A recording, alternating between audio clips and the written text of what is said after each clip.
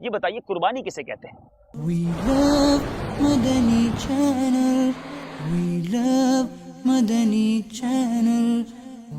قربانی جو شریعت کے مطابق ہے مخصوص وقت میں، یعنی جو عید الاضحیٰ کے 3 دن ہیں ان میں مخصوص جانور جیسے اونٹ ہے، بیل ہے، بکرا ہے، دمبا ہے، بھیڑ ہے، یہ ان کو ذبح کرنا یہ قربانی کہلاتا ہے۔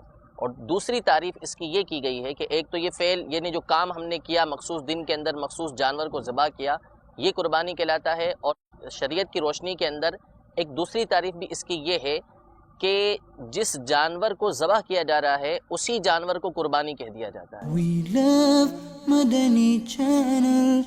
We love Madani Channel. We love Madani Channel. We love Madani Channel.